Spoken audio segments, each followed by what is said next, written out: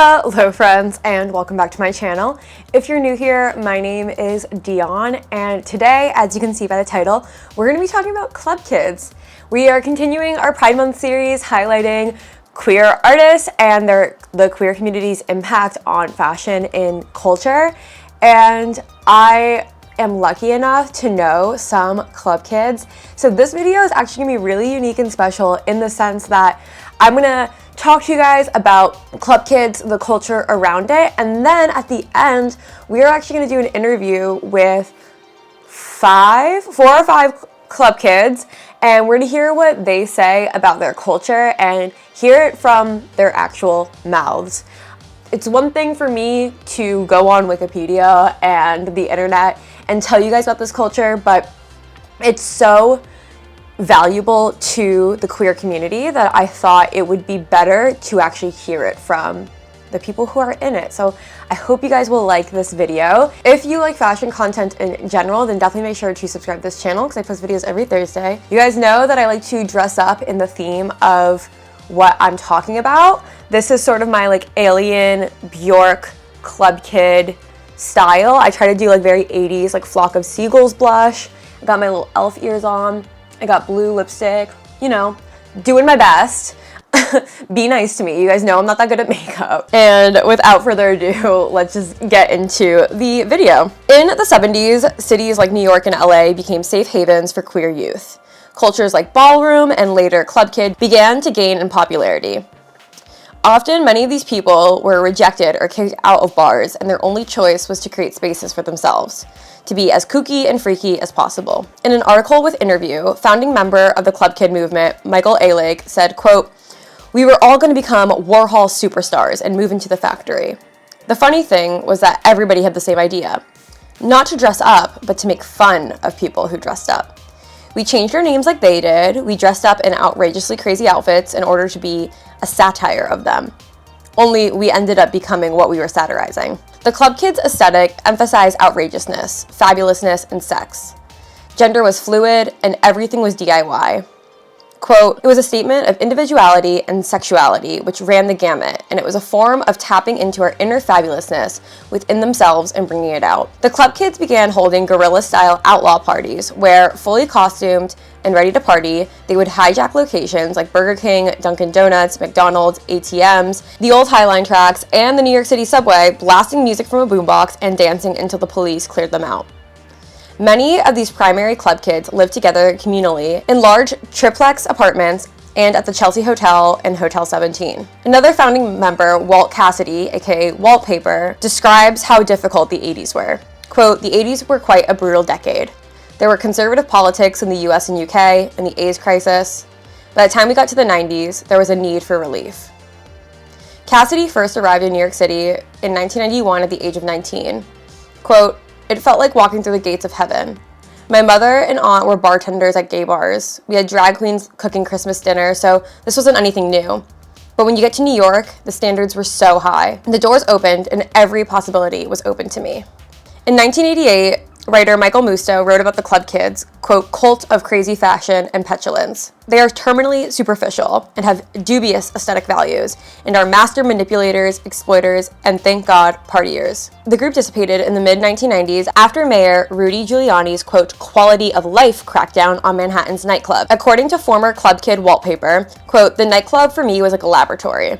A place where you were encouraged and rewarded for experimentation." However, Michael Alig was plagued by heavy drug use. He began adding drug dealers to Club Kids rosters and increasing the numbers of Club Kids that became addicted to drugs. And we talked about this last year when we talked about drag and ballroom culture and how often these political campaigns that are like tough on crime or quality of life are dog whistles for cracking down on communities of color and queer people. And Rudy Giuliani's bill of the Quality of Life Act proves that. It was about targeting gay bars, lesbian bars, and trans bars and kicking them out and making sure they don't have a place to go. Walt Cassidy continues, quote, "We were using daytime talk shows the way people use Instagram now. We were pushing ourselves as identities. We had this understanding that our identities were a brand and that this was a new idea.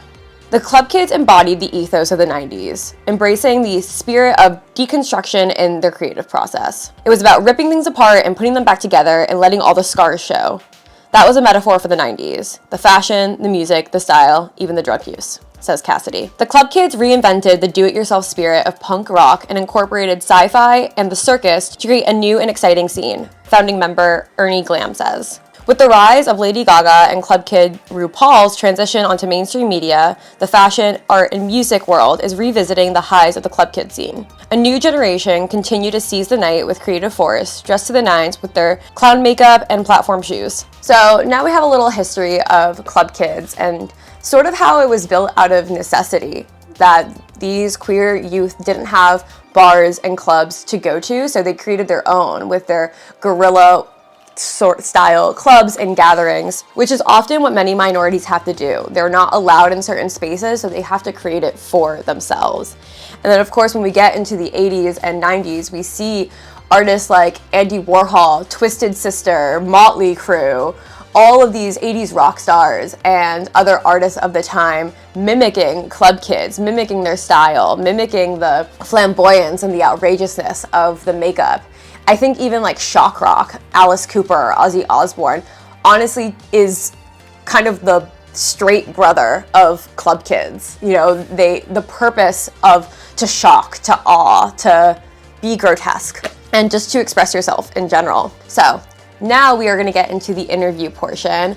Usually with these videos, I try to talk about maybe like an aesthetic, but with Club Kids, and especially after the interview, I really realized that it's about expressing your own individuality. There's not a certain aesthetic, as long as it's authentic. That is the biggest key takeaway. But I will let my lovely friends tell you guys that. I do want to say Macy and Will, I've known since I was 11, and Macy since I was 15. I will insert pictures of us back then. I absolutely love these people, and I'm so happy that Macy was willing to organize this and create this team for this interview, and I'm so happy that Will was also able to be a part of it. My dad knows Will, he'll be in the comments. I think often in high school or in middle school, when you're in the trenches, it is hard to see adulthood as a queer youth. It's hard to see what it would be like as an adult. And so to think how we were when we were 11, 12, 13, 14, 15, and now like Macy and Will completely living in their truth and everything, it's such a nice thing, nice metamorphosis to see. And I feel like it gives a lot of hope that there's another side to being queer outside of high school, which for anybody that's still in high school, I know it's very, very tough. So please give a warm welcome to my Club Kids. So first we'll do some introductions. So for my subscribers, Macy and Will are people that I have known literally since high school, Will since middle school. So we are deep in the game. So Macy, if you want to start, since you helped organize this whole thing, go ahead and introduce yourself. My name's Macy. I'm 26 and I'm an artist that's living in Tennessee. I like to dress up and dance and stuff like that. Yeah, I just jumped in. Nice to meet everyone. I'm Will. I'm an artist as well. I love makeup, and I love holidays and categories and creativity and putting your mind to whatever you have at hand, like on hand, and using the most of what you can do for a creative picture that you create in your mind and running with it. I did a makeup look today with rainbow, and I thought Lisa Frank, so it's giving very Lisa Frank, I think, today. And everyone looks so amazing. It's so nice to meet everyone. Oh my god, hi, my name's Sunny. I'm a drag artist from Phoenix, Arizona. I'm also a conservationist, an adventurer, and a professional lunatic. I'll go ahead. I'm Electra. I'm not an artist. I'm super anti-art. I have a nice little 9-to-5 in Manhattan right now, and I'm kind of like working to get my real estate license. So hi, my name is Eden. I am not dressed up right now because I'm actually in the process of making an outfit for this Saturday. Really in the stew of it, but I am a drag queen from Atlanta, Georgia, and I am also a professional costumer and club host. So I perform at clubs, and they also pay me to just go party and also to make the looks for clubs that I'm not working at. So the first little question I have for you guys, we're talking about club kid culture.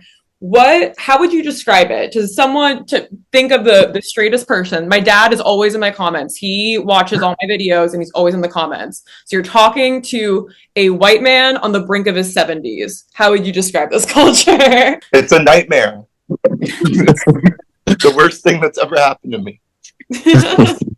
I always say art meets snuff film. All of those answers are correct, but I think it's defining gender for yourself. It is the parody of it. It is the expression of it. It is the irony of it. It's anything and everything in between. It's not black and white. That's what's so incredible about club kid culture, is it could be anything you want, and it becomes anything you want for the individual. Yeah, there's really no rules, which is why I like it. Like with things like goth or like whatever, it's like, it's like one specific thing, but like you could be scary one day and then glamorous and preppy the next day.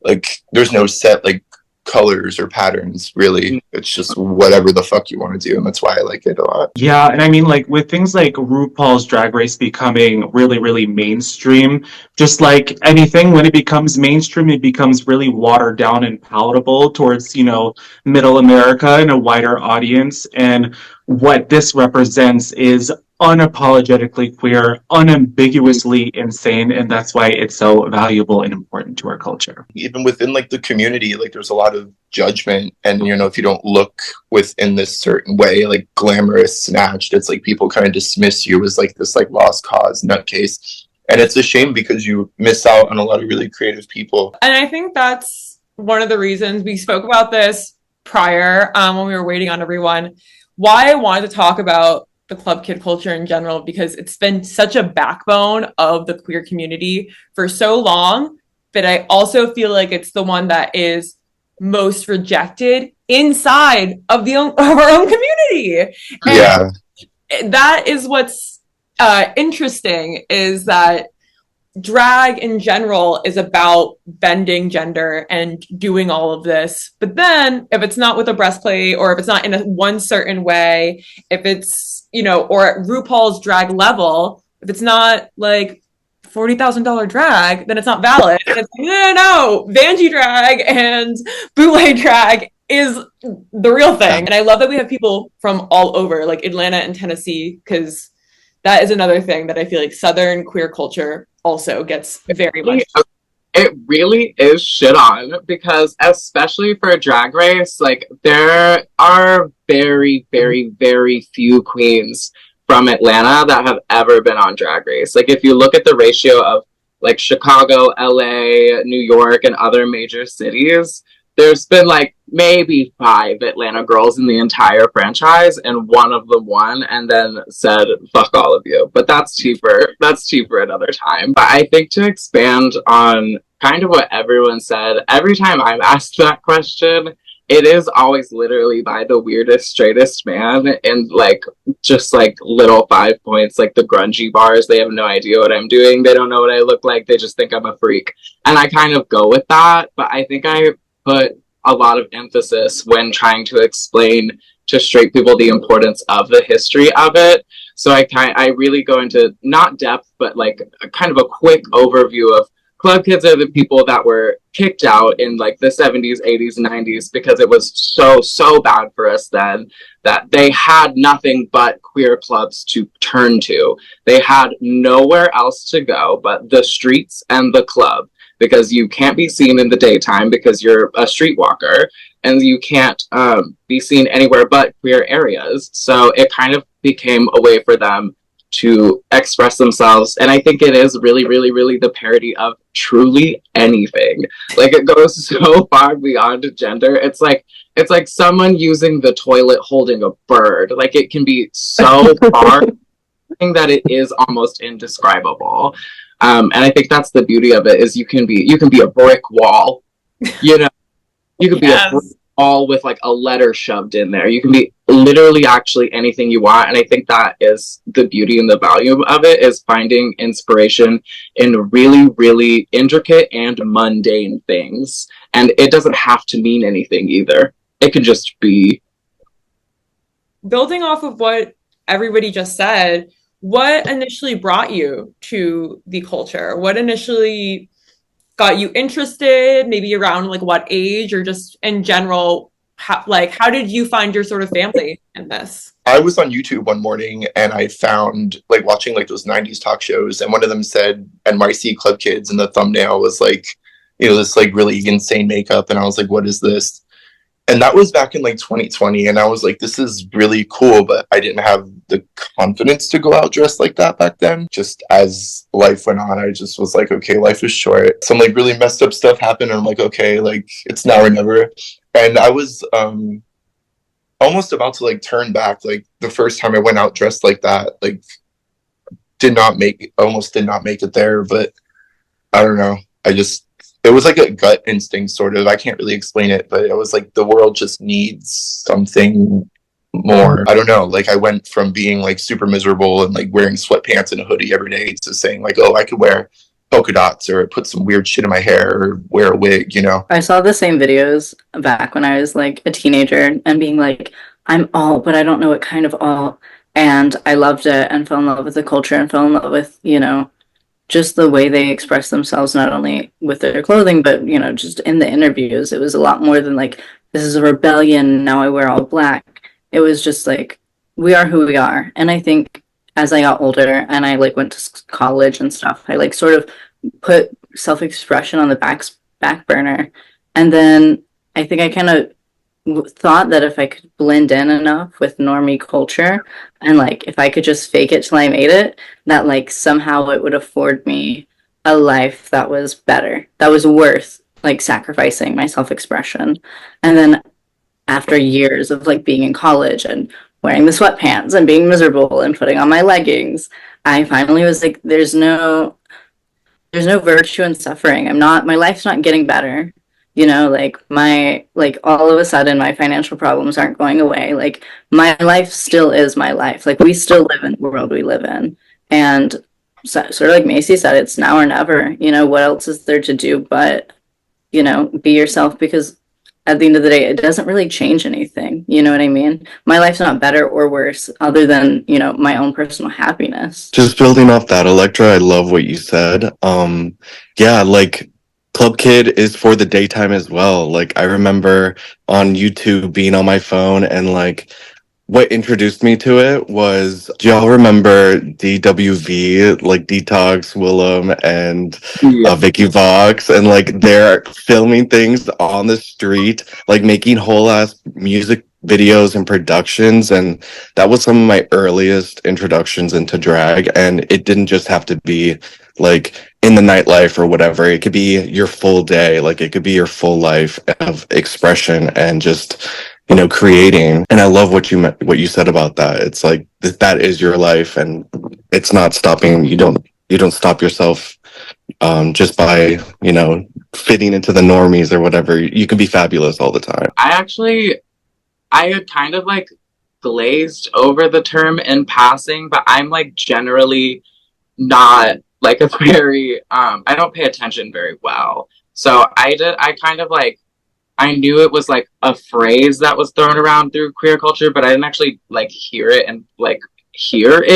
until Electra, actually, because whenever Electra moved to Atlanta and we started hanging out, we started getting closer, and they started helping me with my performances, and they started helping me kind of define myself, like put words to who I was, because they had kind of figured out like, yeah, I'm alt, but I don't know what kind. And I kind of fed off of that in a way, and I didn't feed off of it, rather than they kind of like were like, no, these are the terms, this is what this is. And so I remember one time they helped me do a competition, and I got dead last it was a drag competition, and I got dead last, and they were like, yeah, well, you got dead last because what you were doing wasn't drag, it was club kidding. And I was like, oh, what's that? I was like, because I had no idea. And then they kind of explained it, and I was like, kind of cool, awesome. And then we started clubbing together, and we started going out more and more and more, and we would just put on crazier and crazier and crazier things and having more and more fun. And it was such a good fucking time. And then we didn't even really continue having that conversation of like, oh, we're all club kids, until kind of larger, not production company, but like show running organization called Wussy Mag that's based out of Atlanta started having like an Atlanta queer awards ceremony thing, and we had never really had anything like that until last year. And I wasn't paying attention to it at all until all of a sudden my Instagram started getting blown up because everyone was like, oh my God, you're nominated for Club Kid. You're nominated for Kid of the Year. And I was like, oh my God, what is that? Yeah, that's me. Because I was just happy I was nominated for something. If y'all think sure, but I don't know what you're talking about. And so I started looking into it more and more. And I was like, wait, no, I am. No, I am. And everyone knows but me. That's crazy. And so I ended up winning. And then I've just kind of like continued on that gig from there. So it's kind of all because of the lecture for me, honestly. Eden played such a critical part in me being comfortable enough because I had moved to Atlanta and gone to clubbing, but it was a new space for me, and navigating that, dressing like a freak and going out in these, clubs you don't know is always super scary, especially when you're going out you're new to the area and by yourself. And Eden played such a critical part in me feeling comfortable enough to go out with friends. And, we both fed off each other, we had a cute little thing like with our other friend where we were just like all feeding off each other's energy, making crazier and crazier outfits, shaving heads for parties. Like, I gotta say, after I met Electra, and I saw that Eden got Club Kid of the Year, it kind of just verified that this wasn't some like weird pipe dream that I have, that I'm just like doing in my room. Like, this is something that other people take seriously and that can genuinely make a living doing, and that was like really important. That was really cool. Yeah, I was struggling to think of something because I can't really think of like a singular kind of like poetic defining moment other than when I was in high school. I had like this other cross-dressing furry friend that like cosplayed, they were one of those, and they had like a ton of like really shitty cosplay wigs, and I had never even like dipped my toe into any of that before. I always knew there was something awry, there was something odd. I knew from a very young age that I was not a boy or anything like that. I knew I was something else, but I did not know that there was a word for that. And she put on like this black, blunt, like black wig with bangs. And I looked in the mirror with the wig on, and I had a panic attack. I had a fucking panic attack. I'm like, what is this? What is this feeling? Oh my God. Literally, like 14 years old, having an existential crisis. I'm like, what am I? And then I ended up going down the YouTube rabbit hole of like DWV, all that shit, like also. And then I found specifically this clip of Klaus Nomi performing at New Wave Vaudeville. And I do not know what year, but it was in the East Village. And it was kind of like from like a documentary about like, the performers of the time. And, Klaus Nomi was like always in black and white. And there was this clip of him going onto stage in like this like raincoat, kind of like standing so oddly like a gnome. And in front of this audience, in front of like 20-something rock and roll kids. And she started singing an opera. And the entire audience was gobsmacked, silent, and then as she finished, an eruption of applause. And just that moment, seeing that, it like resonated with me for the rest of my life. And I don't even know exactly what it made me feel, but I can never forget it. So the next little question I have is, how have you seen, because we've touched on it already, but I want to hear from your perspective, Club Kid culture, the work of Club Kids in queer culture in general. How have you seen that seep into the mainstream, or sort of how queer culture now on the internet, 2024, etc., have sort of trampolined off Club Kid culture? Speaking about how mainstream Drag Race is, I think there's always been like a Club Kid variant within each season of a cast, because Club Kid culture is such a foundation of herstory, like Lee Bowery, you know, all of these references, and you know, like Nina Flowers from season one, or like even Sasha Velour, you know, like have these like main like aesthetics that sticks to their own, and they've unchanged that from where they like started, being the weirdo, being the golem, being the clown, you know. So I love that, even though it is watered down or whatever, like it can be like too much, but I think within each season there is an appreciation for, like, even with the challenges of making something from a dollar store or making something for your own concept of look. And that is very Club Kid for me.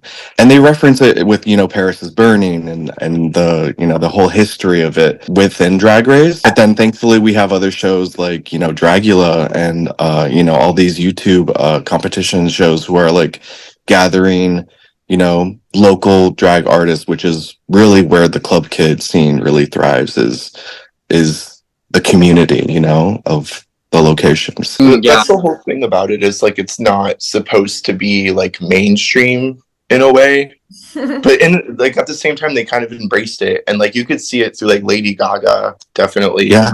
Is like a very big one. Kesha. And even like they talk about it on like Geraldo, like the shows, like how fashion designers would go into the clubs and see what they were wearing, and then they would go back and like claim it as their idea, and just, you know, these kids would never, they would come up with this shit, but they would never get paid or, you know, get any credit even for stuff they would come up with. You know, Marilyn Manson had a whole like lunchbox thing going on. Club Kids are like the avant-garde of the drag world. It's literally just from the fundamentals of inspiration. You could even argue that a lot of like even like glam rock and like even mainstream rock is like heavily influenced. I mean, like David Bowie hung out with a lot of Club Kids. I mean, he performed with Klaus Nomi and Joey Arias on SNL, and he modeled his outfit after what Klaus Nomi wore. And so you can't argue that most modern like pop culture, or even like, you go back decades and decades and all these photographs of like rock stars hanging out with Andy Warhol and the drag queens and stuff like that. In that infamous photograph of Kurt Cobain and his daughter Frances Bean and RuPaul holding her while she's crying, we're just kind of always in the background everywhere. Yeah. I love having a mix. Like, I would almost argue like having a picture of like a celebrity who doesn't like wear makeup or anything with a drag queen or a club kid is like a cooler than a picture of two club kids, because it's just like, I don't know, I love when pop culture like blends together. Like, I'm an 80s glam rock lover. I literally saw the Rolling Stones like 2 weeks ago. When you see like Twisted Sister, Mama, that's drag. You have lipstick on. Right. You have a wig on. yeah. You're wearing blue eyeshadow. That's Club Kid. What are you talking about? You look like Divine. And you're like the macho level. I mean, if you think of Motley Crue, Twisted Sister, AC/DC, Rolling Stones, so many. These were the machoest, sex pottiest guys, like dick swinging guys out there. And they're like really effeminate. I wanted to do a whole video on like, what is with rock stars and being a little something? They love it. And despite like portray this extremely masculine like energy, they're like, we're also going to wear dresses and have wigs on, but we're straight masculine men. It's like, okay, love it. I think it's really interesting because as queer people, we all know that like the broader, like more straight culture like feeds off of us in a lot of ways and recontextualizes the things that we do. Like, for instance, people coming to the clubs, like you said, and designing them and then claiming them as their own. I think it's really interesting when, for some reason, when straight people take the same things that we do and recontextualize it for themselves, it becomes now art. Whereas if they see queer people doing it, it is always a freak show. And it's always like, it's just an interesting dichotomy and story that like persists through the ages, and I kind of hate it a lot. Me, Will, and Dion went to the same high school. One of the logos for the clubs was the Keith Haring painting. And they were so it's yeah. like they love the art, they love it when it's, you know, safe and, you know, shipped to them or delivered, you know, they don't have to go into those scary queer clubs, so you know, actually talk to these people, you know, they could just buy it off, you know. So that always rubbed me the wrong way. I'm like, you want to spout all this homophobic stuff, but then you want to turn around and use Keith Haring's painting for a logo for one of your clubs. Like, you know, they love what we do, but they ain't ever gonna like us. I think it's because they are so stuck to their binary, and because they've never had to been like shoved out of themselves to such an extreme. Because kind of the most relatable experience I think between any queer person ever is having to look at yourself from a third person perspective and know that you don't belong with everyone. And I think it's such a strong feeling that you feel outside of everything, that it does actually push you outside of everyone else. And I think no one has that aha moment in like straight art.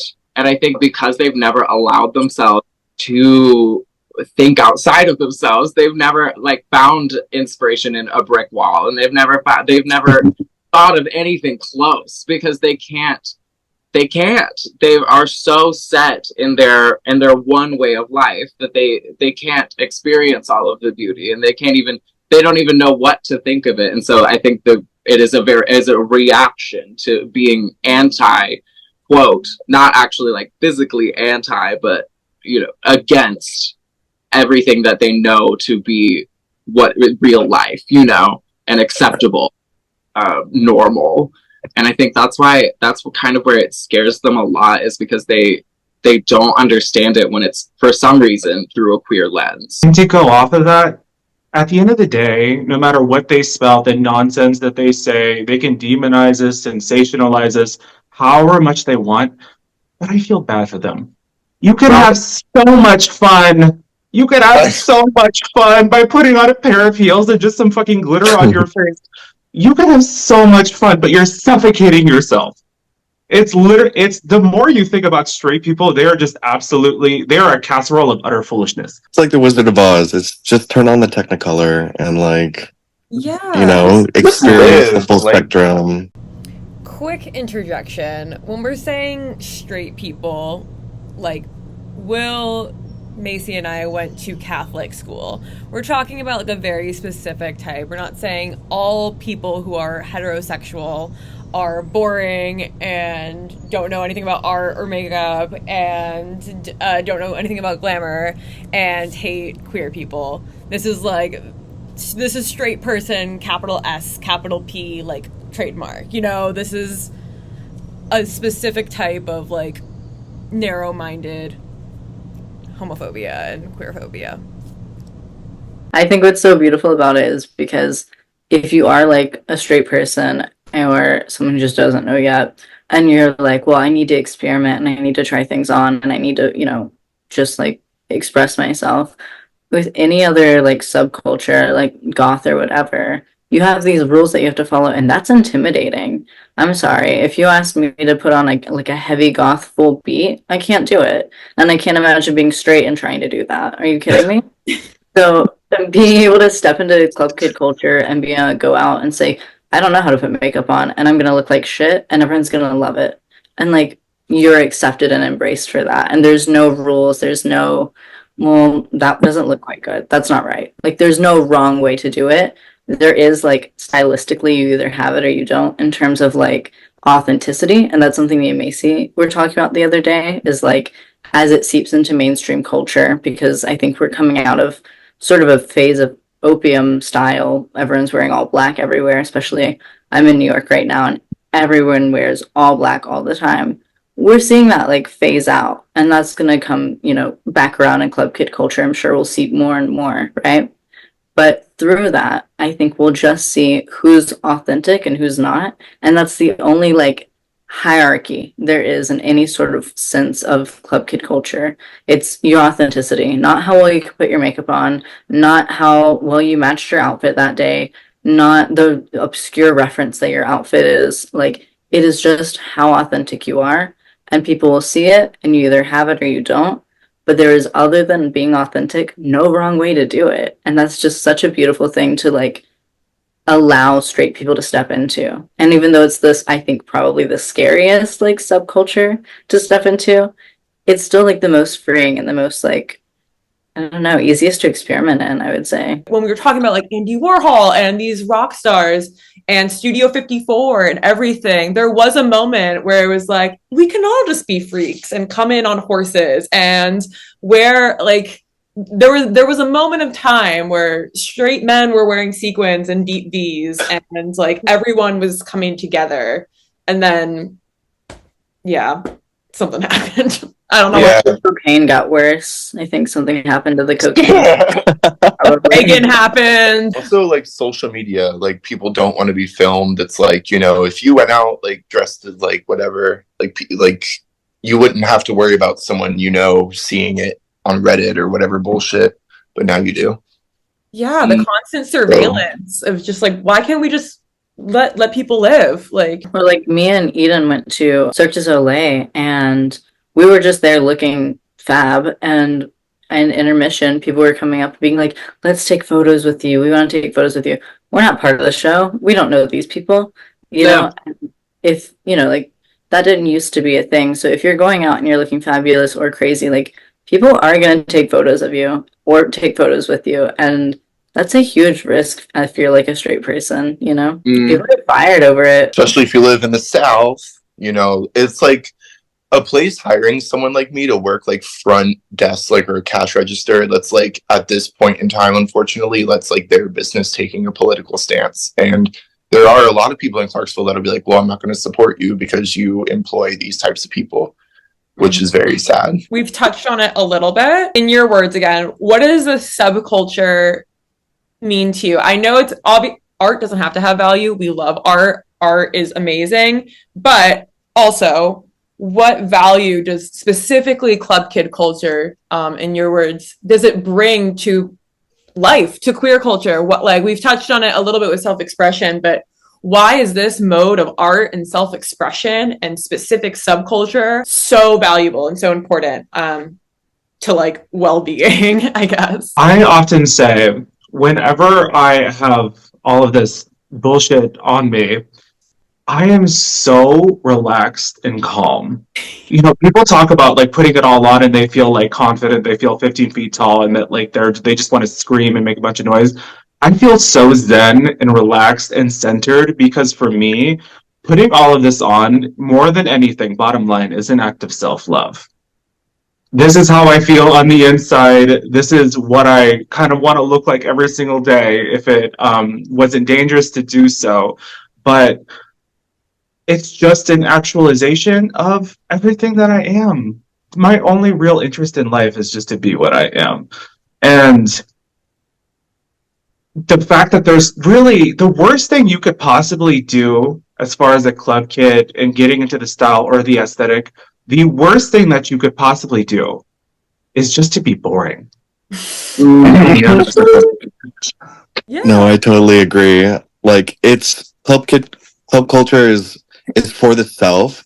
Like, you can follow a Drag Race tutorial to look like, you know, Violet Chachki or whatever. You can put on any type of wig to look like, you know, however. But club kid culture is literally looking at a blank canvas, becoming what you've imagined or put together, and you feel like so accomplished in that because it was from, you know, shaved face. It was from not shaved face. It was from, you know, crusty lashes or whatever. You just put it on and you are out and about and you feel so accomplished in your creation and your vision. And I guarantee like no one's going to look exactly like you because you created it for yourself. That's how I feel that the club kid culture really defines itself. Is you can't compare it. Like, it's invented by the individual. I think a huge portion of my life, well, my entire life, is really just shaped around self-actualization. And that's like probably my biggest passion in terms of like helping other people self-actualize and just like watching other people grow. And I think it's such a huge step because we can all live the lifestyle we want behind closed doors, right? Like you can go live however you want, your apartment can look however you want, but you shut that door and you can go to your yoga class, your line dancing class or whatever. You can live your life privately and self-actualize in those ways, you know? But self-actualizing and being cognizant of who you are enough to break down and, like you said, look in the mirror, see yourself, and then, like Eden was saying, see yourself from a third party perspective, be able to look in and go like, this is what I want. This is how I self-actualize.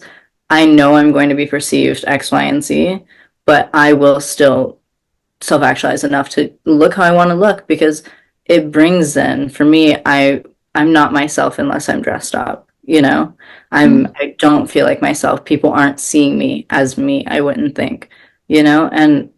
And it's just so important to be able to bring that level of self-awareness and self-actualization to just the world as a whole, you know? When people see people out dressed crazy, they might have never thought you could even do that, you know? And they're like, oh, maybe I'll go home and try my wife's heels. Like, you know, you don't know. You don't know until you see it. And I think that's what's so beautiful about it. I agree. I think That's so true. that it is so visually based is like so important, because I think a lot of, for instance, like a lot of what cults do to make people less themselves, because cults will take you and they will remove your individuality, and so they'll do that by changing your name, and they will make you look like every single other person in the cult.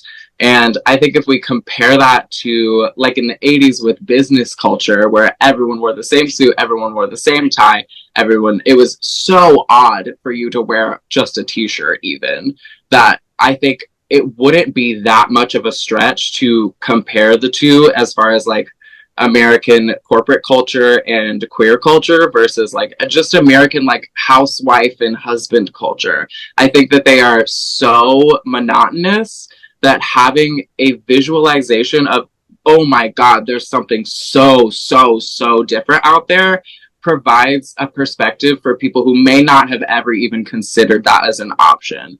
I think that people can feel very trapped in their own lives. And I think just seeing people existing like this can make you deeply uncomfortable in a really good way. You know, because my mom's always like, when are you gonna have kids? When are you gonna get married? And I'm like, there's nothing wrong with that, but I just don't like, I don't want kids. Like I work, I would never forgive myself if I did that to a kid. So I'm like, this is a way to make a living, and it's fun as fuck, literally. Like it's a blast. I've only had a couple bad nights, like, and it's never been related to the way I was dressed. There was always just some other stuff, you know. Okay, my lipstick might be kind of smudged, or like my eyebrows might be a little bit off, but fuck yeah, I don't care.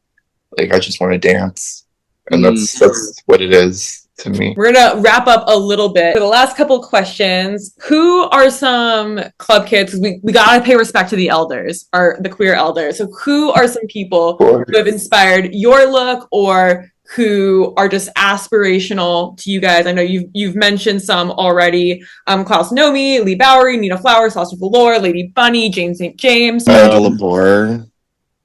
Yes. Amanda Lepore is such a diva. Literally perfection. Divine David, performance art masterclass. Wallpaper definitely is a big one. He does a lot of he wrote a book, and now he like kind of like documents his experience with the scene and everything. Ooh. And it's really cool. There's a lot of stuff on YouTube. Lahoma Van Zant, she was one of them, and she's just so funny. Every video I see of her is really funny. I mean, definitely Michael, hot take, but had some good outfits for sure. I would say I like really base my style and inspiration off of, I'd say Katy Perry, I'd say Zendaya from Shake It Up, and I would say a little bit of like Amelia Earhart, like the photo of her with the goggles, with the crabs. That really like, I see that for you. was my awakening when I saw that photo. I think that truly was my moment where I knew. I was like, this is who I am. This is how I step into myself. Here, I get that. Amelia, I feel like you're physically small enough that a coconut crab could eat you. I don't know. I would say I kicked like a little bit of different things from from a lot of different people. Like for instance, I think that Divine influences like personality a lot. Like Divine's look is so specific, and it's not that it doesn't change, but it is very, very consistent, and it changes for character. But I think really, really where her genius was is expressing like true camp of everyday life and how psychotic everyday life actually is. And I think that it almost does like the reverse of what straight people do to queer culture, where they kind of take us and make us out to be monsters. I think that what Divine did was so revolutionary, and her taking straight culture and making it monstrous, making it just disgusting.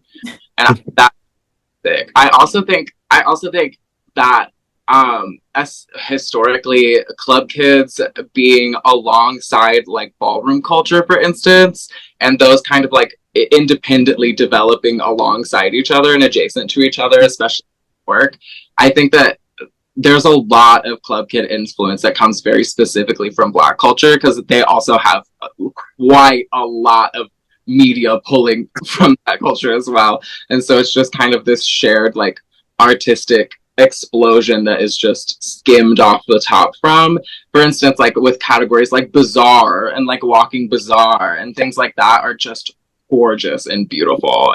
All of it is so rich. There's so many avenues you can find to be inspired from. It's just gorgeous. All right, the last question to wrap this up, and it's a bit loaded, but advice for, because most of my audience are younger-ish, they're kind of teens, 20s, so advice for anyone who sees this and sees themselves in what you guys are doing and who feel inspired and called. Advice for these people, because we talked so much about that moment that we see ourselves in somebody else, and I hope that this video is that for people. And so advice for those people. Even if you flop and fail, like if you just keep showing up. The first time I ever performed, I had like 3 wardrobe malfunctions during the whole thing. It was a fucking train wreck. It was terrible.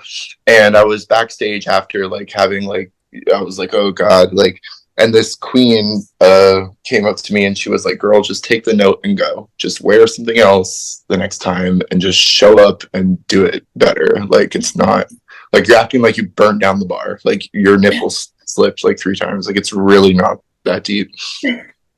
So yeah, just keep showing up. Even if the whole club is telling you that your look sucks and whatever, quit drag forever, just ignore it. Which is way easier said than done, of course, but it's like radical self-love and acceptance. Like, no matter what, like, I'm not hurting anyone. I'm not hurting myself.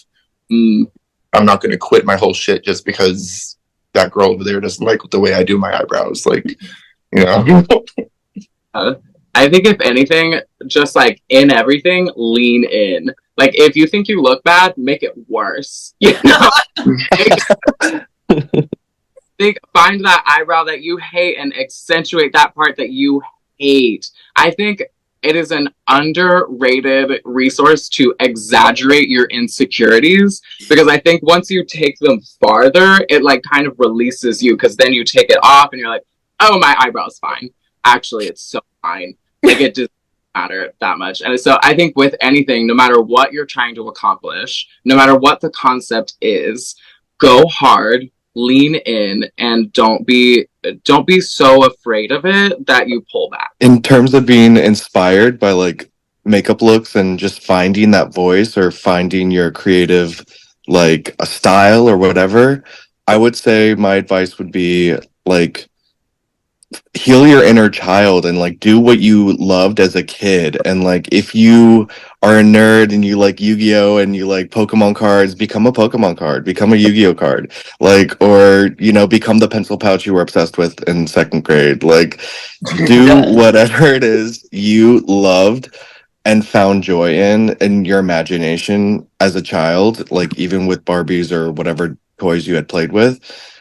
Make yourself that toy, make yourself that doll, and literally just do it. And practice makes perfect, but no one's perfect, so use that practice to just express yourself. I wish I had known, and I kind of talked about this earlier, that like it doesn't get better. your life doesn't improve by leaning away. It will not go away. This feeling of like, I'm missing out on something will show up in your life one way or another. You cannot run from it. It's just like being queer. Like, it's going to catch up to you someday. So don't run from it. Just let it happen. Lean into it, like everyone's saying. And if you're like young and getting into the club scene, I think club kid culture is synonymous with, you know, heavy drug use and heavy drinking.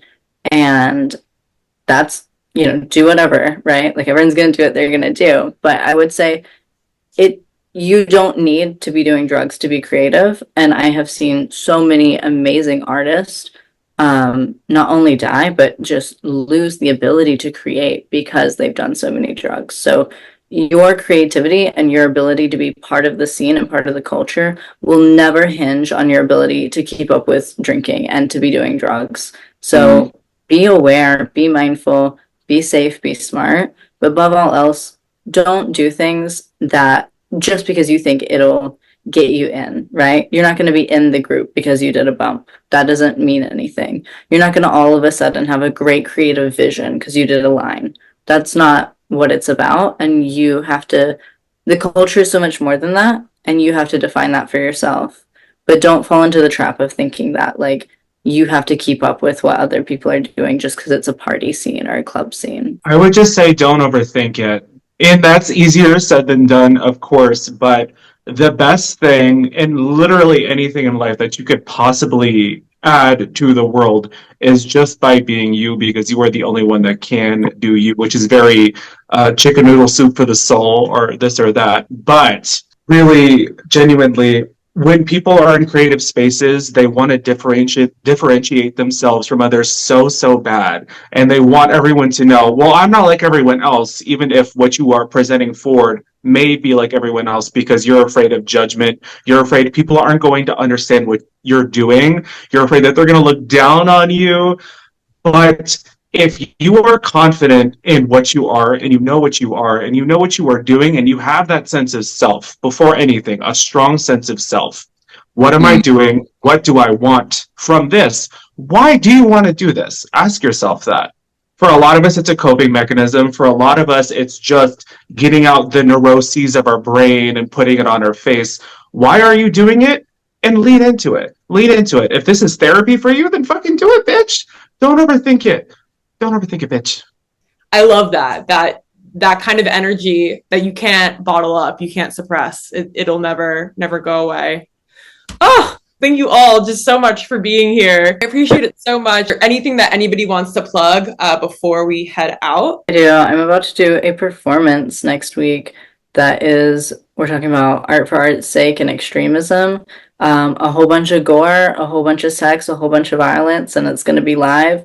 And check it out. If you like to, you can follow me on Instagram at http.faggot, spelled with an I instead of an O. And if you would really extra like to, I have a monthly show that I do with my two sisters, Hera and Katrina. And we do a new theme every month and new costumes every month. So that's part of my drag career. Is I do that show every month, and we do like a little trio girls number, and it's really cute. We won an award last year again, so check it out. It's Alter Drag with a 3 as the E on Instagram. And thank you so much. I want to just say the magazine, I guess Glow in the Dark, everybody that's on the screen right now is going to be featured in some way or another every month, mixed along with like opinions and lists and all that fun magazine stuff. So yeah, the link for that is also in my bio. Yay. Okay, that's it for me. Something real quick. It's actually, I'm going to be putting up a GoFundMe so I can afford a pack of cigarettes. Everybody, please, link will be down below. It's dire. Please. Immediate, please. I need it so bad. Call for help, urgent. Support the community amidst this trying time. Support queer art. Get this pack of cigarettes. Alrighty. Love you all. Thank you guys so much for being here.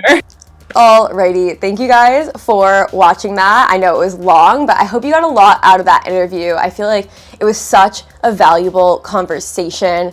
Even editing it, I was like watching it as if I wasn't there, because I just found it so interesting and what everybody had to say, and the movement itself of community and expression and carving out spaces for you and creating art for art's sake. I think that's so important. So when we talk about the fashion, the makeup, the aesthetic of Club Kids, it's really about authenticity, putting yourself out there as much as you can, and kind of just giving a middle finger to beauty standards, which I just think is really fun and really powerful at the same time. And we've seen how often with Chappell Roan, Lady Gaga, 80s shock rock and glam rock, RuPaul's Drag Race, like how these Club Kids, these poor queer youth have impacted art and culture to this day, which is really cool. Everyone who was interviewed, I will leave down below their tags, their Instagram if you want to check them out. I will also leave a link to Macy's zine down below where all of the Club Kids will be featured as well. Definitely give them their support if you're interested in this.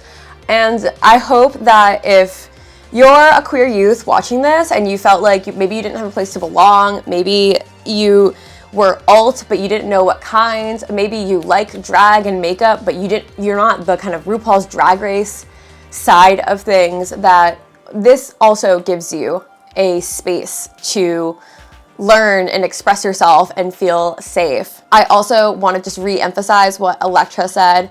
I think often because for so long the only place that queer people could express themselves were bars and clubs, that expression of queerness and intoxication kind of went hand in hand. Because if you're intoxicated, people don't care that you kiss girls. People don't care that you're twerking and rapping to Nicki Minaj. They'll kind of look over it. If you're insecure about yourself, releasing your inhibitions sort of helps you live your queerness. But that doesn't mean that it's intrinsically tied. And I love that Elektra said that drugs and partying is not the forefront of this culture, and it's not going to make you more creative. It's not going to make you better. It's not going to bring you to this next level. It doesn't have to be an intrinsic part of the scene. And I just want to re-emphasize that because unfortunately, like, we can't afford to lose any more queer youth between the AIDS crisis and drugs and self-harm rates and everything. We have to take care of each other and look out for each other. And so I really just wanted to re-emphasize that point that Elektra made. I think that was really, really wise, and I think it's important to hear from people who are in the community saying that you don't need to do all this nonsense. So on that more heavy note, again, everything will be linked down below. Thank you guys so much for watching this. Give my friends so much love. It takes a lot of bravery to come on somebody else's channel and platform and talk to their fans about their truth and their culture. So definitely give them a lot of love, follow them, and make sure to subscribe to this channel if you do like fashion and fashion commentary in general. Follow me on TikTok and Instagram for even more content. I also have a Patreon where I post 2 videos a month, so that's also really fun. And with that, have a happy, happy day. Bye.